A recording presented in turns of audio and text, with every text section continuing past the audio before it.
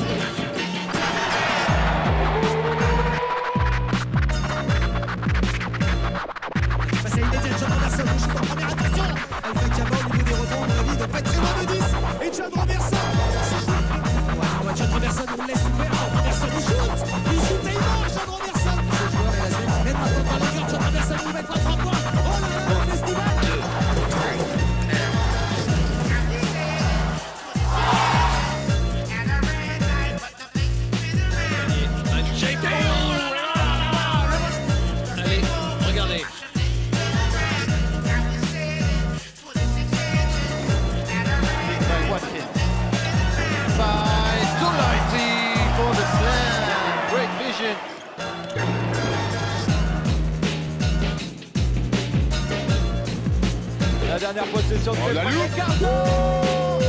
Il a tout arraché, Charles Cahuti. Et qu'est-ce qu'ils nous ont fait là, John Robertson et Charles Cahuti. Robertson again. Shoot, Robertson. The three at the buzzer. Full of talent. Oh, quelle passe pour énorme frappe de Darryl Watkins avec du chocolat partout. Et David Alcu qui fait le tour derrière. Pour français, responsabilité. Il va faire gagner les matchs. John Robertson. Il est venu pour ça. John Robertson. Pour prendre les tirs de la caille. Et il le met dedans.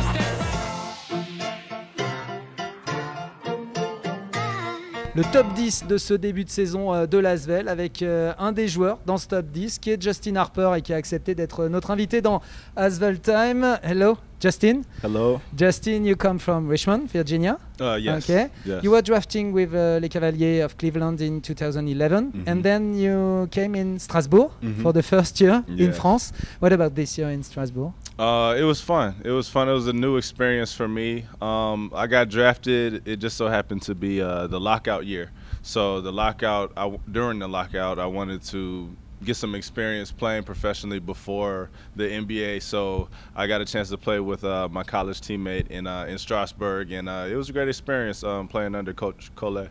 Okay, you knew about Lasvel in the past. Maybe with Strasbourg, you played the game. Yes. Actually, one of the last games before the lockout ended, and I went back to the States. We played against Asvel with Tony Parker on the team, and Hilton Armstrong and Ronnie Turioff. So yes, it was a great experience. They came to Strasbourg and we played, and it was unfortunately we didn't win, but it was a great experience to play.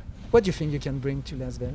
I feel like I can bring a lot of heart and intensity, shooting ability, of course. Being able to stretch the floor as a big is huge in the French league, and I can see my role, being able to do that for my team and just playing hard and trying to help my team win.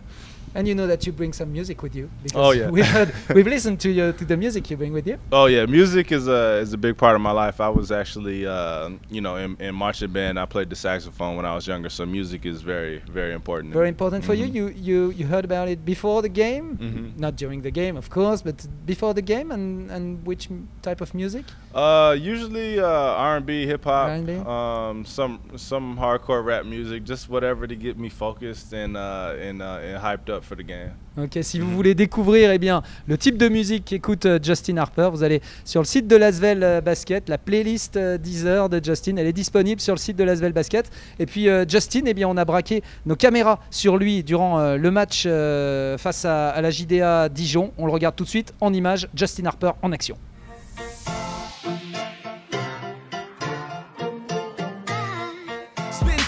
Nigga, selling smack, gang. I'm getting chips off music like rap snacks. Yeah, 10 million cash off Africa, that's a fact. Money, power, respect, Ian brothers on the jet. I know these niggas upset, they ain't seen me fall yet. Wins and losses.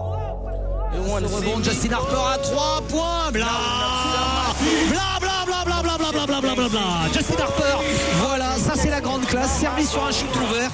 Truthfully, if you leave Mickey, you gon' end up with a goofy. I imagine that's what Cristo Carucci. Girls be acting like it's diamonds in their coochie. I don't give a fuck, I don't give a fuck. With cops choking niggas out in the media. We finna have to protest and tear the city up. We about to tear this whole place up pretty much.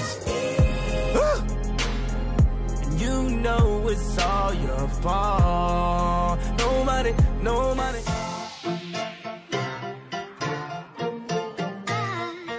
Allez, retour après ce focus sur Justin Harper. Vous avez pu écouter d'ailleurs certains extraits musicaux de la playlist de Justin. Justin, what do you think about the French Championship at this moment? And what do you expect from the French Championship with Lasvel? I think, as everybody knows, the French league is very competitive. Whether you're at the top or bottom, you have to be ready to play every night because anybody can beat anybody and everybody's playing 100%, 150% every night. So, we have a lot of teams that are, they're going to be excited to play us, whether at our gym or their gym, they really want to beat us. So I think so. Everybody wants to beat Lasvel. What about the guys that are playing with you, John Robertson, AJ Slaughter, some guys that maybe you knew in the past?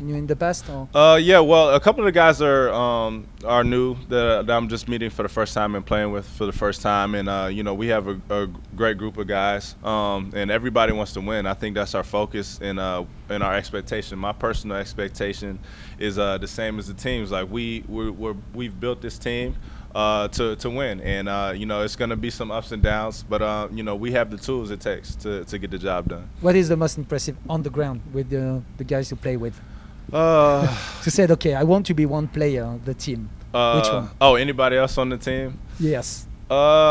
It's tough, man. It's tough. Yeah, I feel like since I like to shoot the ball, and as well as John shoots the ball and AJ shoots the ball. Yeah, because you like to shoot. Yeah, I like to shoot, and that's what got me here. So I like the way we play, and those guys are very competitive too. And I think that we kind of all push each other to do better in the games. And then you saw that tonight in games where we come out there and we're just kind of clicking on offense and defense. It's a testament to that. Ouais, John, effectivement, ce sont des shooters, hein, John et AJ. And what's the guy out of the ground? The most impressive out of the ground. Oh man! In the locker room. In the locker rooms, we have so many characters. We really? have a lot of good guys on the team. Adrian, DeMarcus, Mook. We have a lot of guys. Mook, Dyle Watkins. Yeah. We have a lot of guys that are very, very. I want to say funny and very like to communicate, and so we get along well off the court, and it helps and it shows how we play too. Okay, and a few words for the fan. The fans. We just hope that you guys continue to support us, and we're gonna fight our our butts off for you every night. Give it 150%, and just be on the lookout. We're gonna try and take it all, and it's not gonna be easy, but we're gonna give it 100%. Thank you for this moment, Justin. Thank you for the music too. Oh, thank you. See you. Voilà, Justin Harper, que vous avez appris à mieux connaître dans Asvel Time. Et puis nous, on va continuer à avancer sur les projets de l'Asvel, puisque vous le savez, la semaine dernière, Jordi Bertomeu, le CIO, le président de l'Euroleague, était présent ici du côté de l'Astrobal. Il avait un objectif bien précis. On a été justement demander les raisons de sa présence à Gaëtan Muller, le président délégué de l'Asvel.